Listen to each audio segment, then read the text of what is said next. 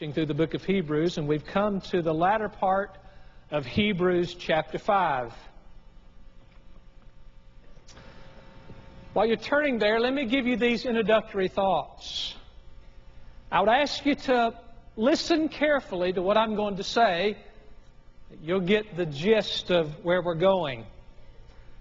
I was watching a documentary while I was trying to overcome some malady that came upon me this week. And it was about World War II and the 2 atomic bombs that were dropped on Hiroshima and Nagasaki. About 150,000 people perished. And World War II came to an abrupt and sudden end. I thought about that, and I was thinking about that. I switched into preacher mode, and I thought, you know, the enemies of the church and the enemies of the Christian don't attack that way. They don't just come in suddenly and abruptly let their presence be known like dropping an atomic bomb. No, they're more seductive. They're slower. They take a more gradual approach. More like a cancer in the body that works there and far too often isn't noticed until it's too late.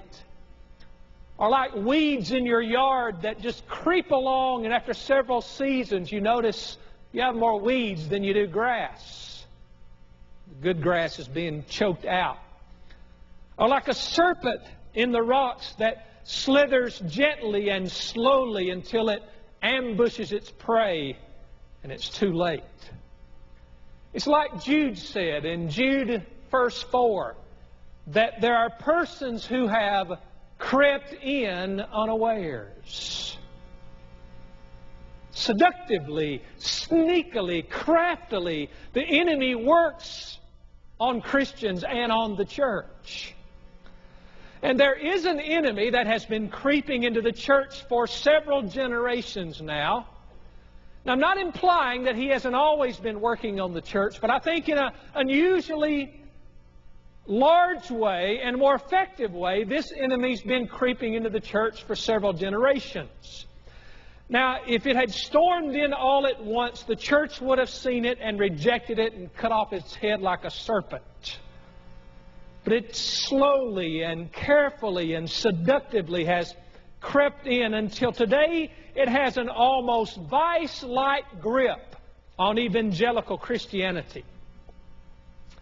At first it was just tolerated, and then it grew to be accepted, and now in most quarters this enemy is embraced and even defended against the truth when the truth is preached and it is exposed for the error that it really is.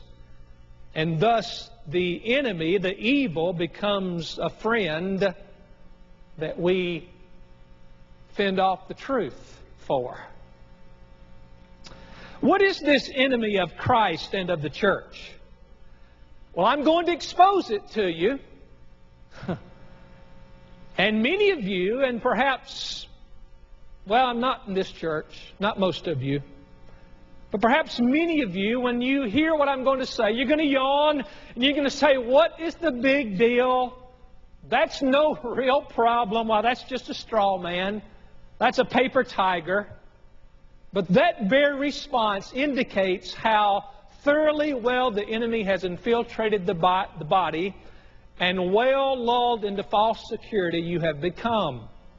It's kind of like when Jonathan Edwards, probably the greatest intellectual of American history and certainly the greatest pastor and the leader of the Great Awakening that shook America and Europe, when Jonathan Edwards preached his famed sermon, Sinners in the Hands of an Angry God, at his own church, he said his men left the service, went out on the steps of the church and yawned and talked about the hay crop that year. Didn't have any effect. He preached at other places and great revival broke out. Well, what is this enemy I'm talking about today? Well, I'm going to call it the Milky Way. The Milky Way. I'm not attempting to be clever or cute. I'm using Bible terminology. You'll see that when we read the text. When I say the Milky Way, I mean the idol of elementary or first or shallow principles of Christianity. It's when there is a glorying in shallowness, doctrinally speaking, and a general spirit of demeaning or condemning any attempt to go deeper in the doctrines of Christ. Accompanying this idolatry is a demeaning or condemning spirit. And they use catchphrases. And to be politically correct, you must reject all teaching and all teachers that can be labeled or associated with these phrases. One phrase that's been used through the years is the deeper life. If you hear somebody's into the deeper things, run from them. That's dangerous. That's bad stuff. Or I used to hear about the seminary. If you go to the seminary, why, it's really the cemetery. Well, that's true. Our seminaries have been bad. But that's because they were liberal, not because they were deep. There's a difference there. A couple of late-coming catchphrases, and don't get hung up here, we're going to move on. Calvinist or Reformed. If you see that, run and cover your ears. Get away from it. The very persons using it have no idea what they're even talking about. When they condemn these things, if you understand what they're saying, they're talking about extreme or hyper Calvinism, not a true understanding of historic Reformed theology or Calvinism. And it all comes from this idol of glorying in shallowness, which I'm calling the Milky Way. Now, you can search far and wide across the Baptist or evangelical universe, and you will see the dominance of the Milky Way. You have milky churches that demand milky preachers, preach milky sermons to milky Christians who desire to have their bottles refilled with formula each week, that they might nurse themselves back to sleep and satisfy their lactose dependency.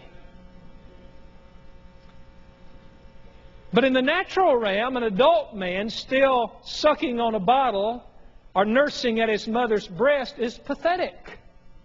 It's a perversity. It's even a crime punishable by law. But for Christians to love milk and stay on milk and embrace milk and in turn reject and even ridicule solid food or meat is to God a perversity, even a sin. And it's a ploy of the enemy. It makes the church weak and pathetic. It dishonors God, it dishonors the church, it dishonors the minister of God, and it is fertile ground for false teachers and their false doctrine. This Milky Way. But today's Christians, they love their pablum. They demand more of the same.